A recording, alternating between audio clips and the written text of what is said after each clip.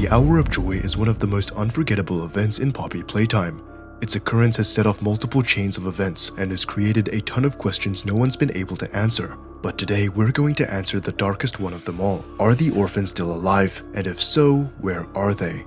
The orphans are pretty much the soul of the Playtime factory. They were treated as nothing more than guinea pigs, which resulted in a scientific breakthrough decades ahead of their time. The first thing we need to address is, what were the child orphans doing during the events of the Hour of Joy? We do know what the smiling critters were up to thanks to their short cartoon animation. Once the lovable intro is finished, we can see that the critters were hiding in fear while the murders were going on. Catnap eventually shows up, which excites the critters, and they each beg him to put them to sleep. However, the smiling critters were not the only one who inhaled the red smoke that day. There's also some evidence that Catnap might have sedated the regular orphans with his gas as well. In the official music video of Sleep Well, which is a song from Poppy Playtime Chapter 3, we can see Catnap in Home Sweet Home releasing the red smoke until the whole dormitory turns red. He may have done this during the Hour of Joy to prevent the orphans from witnessing the horror that was going on. Also, there's a class schedule we can find in the school area, which shows us that the students' break starts at 11 AM. You know what else starts at 11 AM? Yes, it's none other than the Hour of Joy. Therefore, it would make sense if Catnap or the prototype immediately gathered all of them in one place as soon as their break started. They would put them to sleep and relocate them somewhere safe before they woke up. At one point after the Hour of Joy, Mr. Light was looking for the orphans, so she asked Catnap for their location. You can listen to Mr. Light talking about their conversation on the VHS tape found in the school. She begged Catnap to tell her where the children were, but Catnap wouldn't answer her. The only piece of information she got from him was the fact that they were safe and still alive. Where are the kids? Please, where are the children? Are they in the same place as the employees? No.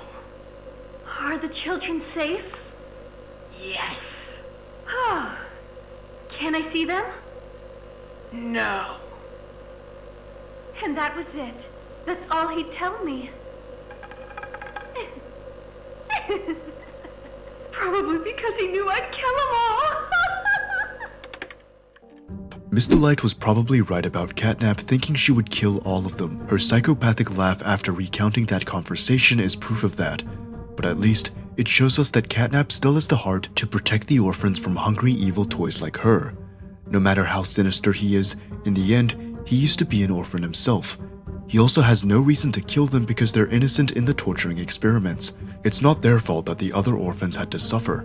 If anything, Catnap and the prototype probably worked together to protect the orphans so that they didn't have to undergo the same torture they did. Now the next question you probably have is the same one Mr. Light did.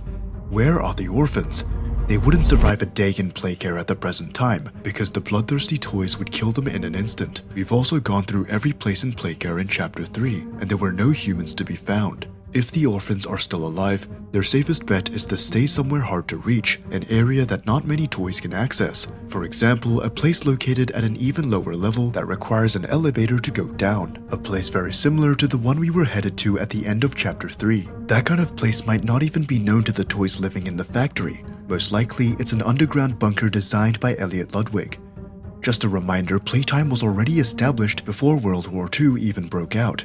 There's a good chance Ludwig got drafted for the war, and when he came back, he built a bunker in case of an emergency. This bunker would then be designed for the use of orphans and employees. It could be one massive bunker, or there could be a lot of bunkers scattered around the factory area. Regardless of that, the bunker should contain enough food resources for years. And now with the employees entirely gone, the orphans would be able to take their rations and survive for a longer period of time. If the bunkers were well stocked with canned food, then there should be no problems. As long as the packaging is not damaged or rusty, canned food can last indefinitely. So the prototype and Catnap could have locked the orphans inside the bunkers to prevent them from getting killed. However, we still can't forget the fact that both of them were no saints. According to Ollie, Catnap would kill everyone that opposes the prototype. He also tries to kill us for not leaving Playcare. On the other hand, the prototype is the reason those kids need to hide in the first place. He did so by annihilating the staff members and letting the dangerous toys roam free. Their moral compass is still questionable, so there's still a possibility for Catnap and the prototype to turn against the orphans and favor the toys. The prototype might feel that his true alliance is to the toys and not the child humans. It's been 10 years since the Hour of Joy. Things might have happened which would cause them to change their mind about protecting the kids. The prototype probably couldn't stand watching his toy followers starving, so he could have fed the kids to them. He probably prioritized having the ravenous toys like Huggy and the mini smiling critters to be fed first. Speaking of the mini smiling critters, we shouldn't be deceived by their appearance. Even though they look the most harmless, these toys have no issue cannibalizing their own, Dog Day being the #1 victim falling to this. They ate his legs and possessed his body, so there should be nothing that would stop them from eating kids. Now, if the prototype feeding the kids to the toys doesn't turn out to be true, there's still a possibility he did something worse to them, something even more wicked, such as using them as experiments and turning them into toys.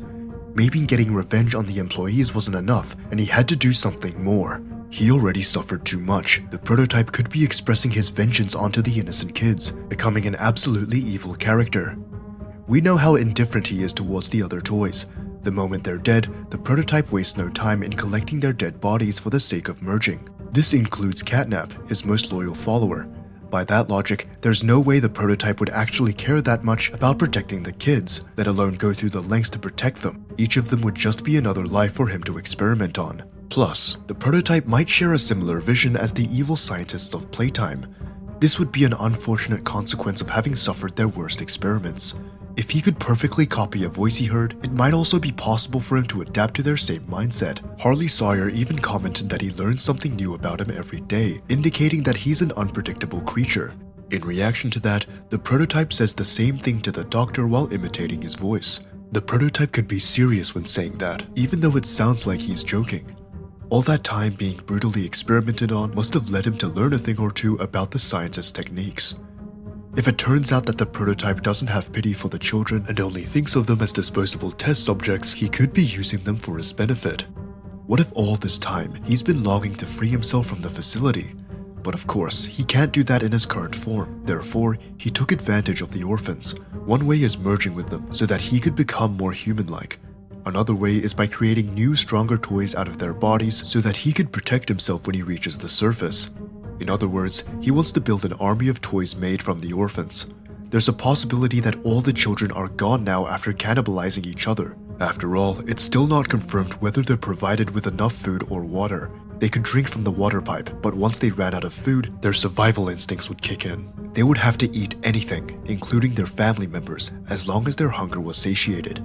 It's the same sad fate met by toys after not having enough humans to feed on. What do you think happened to the orphans in Poppy Playtime? Are they still alive or already dead? Leave your thoughts in the comments below. Don't forget to like and subscribe. See you in the next video.